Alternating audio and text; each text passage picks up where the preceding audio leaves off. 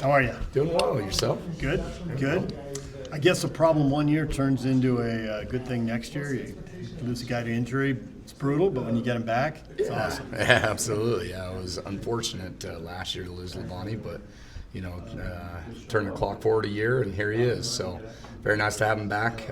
Looks great, and excited for him for sure. With he and Lander, that's pretty much a dynamic duo. However else the rest of the room shapes up, that's a pretty awesome place to start. Yeah, I'm in a really good spot again. Labonte, Lander, and then you add Jonathan Hall to the mix, Trey Reynolds who's coming back. So a lot of guys with some experience and depth, and it provides for our position's a tough position. So you need that experience. You need those guys that have played, and looks good. Do you need more linebackers in the Big 12 than you need in the Pac-12? Just more. It's a hit and miss. I would say maybe in the Pac-12, maybe a little bit more as far as linebackers being in that 4-3 set, maybe a small percentage more. But with most offenses throughout the country, you're in a 2 linebacker set, sometimes 3. I'm going to say 30% of the time of your reps are going to be in a 3 linebacker set. So it varies from opponent to opponent for sure. You have 2 young backers in Christian Thatcher and Cyrus Paulu. What have you seen from them, this offseason that gives you hope for the future? Yeah, there's actually 3 of them that joined me for the first time this spring. If you had Matiaki Halu coming back off a mission with Christian and Cyrus, all 3 unbelievable talents. Our position is a lot of a mental game as well, so they're swimming a little bit, but it's good for them right now. They're extremely talented, all 3 of them, and very, very excited for their future for sure. Does it make it easier for their transition knowing that there are so many guys ahead of them that have this experience and stuff? Yeah, that's a really good question. I mean, in my position at linebacker, it really helps to have that leadership ahead of them. A guy like Lander Barton, Labonte Demooney, who they, have been through the fire and know what it takes, and they're just kind of following their lead.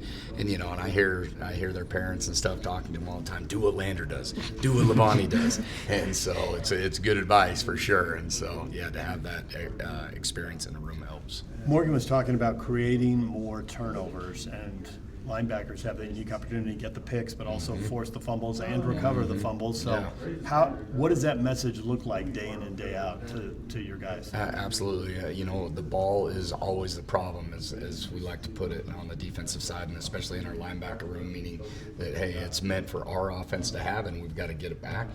We've been fortunate in the last few years to always have a pick 6 from the linebacker room. We had 2 of them last year. Lander's been very fortunate to have 1 every year. But the ball is always the issue. You want to attack it. You want to practice it.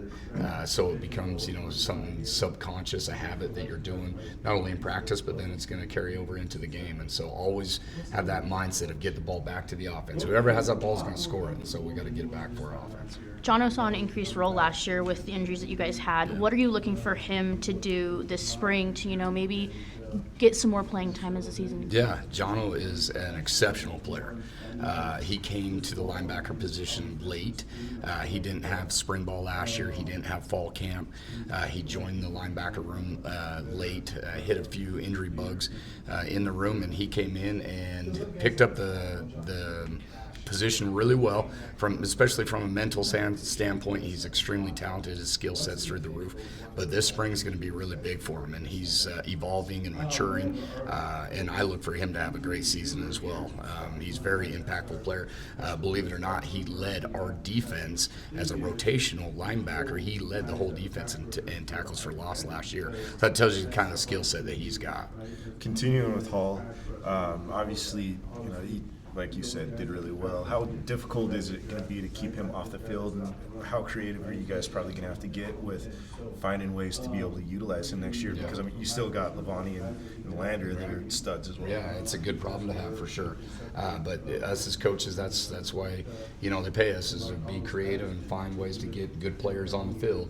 And we're fortunate to have 3 guys like that. You put Trey Reynolds in there as well, who's obviously talented, and And you have to have that creativity as far as a coach goes to be able to get your most talented guys, and Jono is one of those guys. So we got to get him on the field for sure.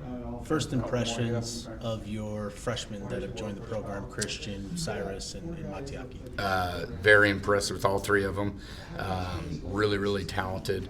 I love the skill set from them. They're swimming a little bit. I answered this question a little bit earlier, and you were out of here, but they're swimming a little bit when it comes from a mental side, but their skill set and their athleticism is right where it needs to be. The future is very bright for them.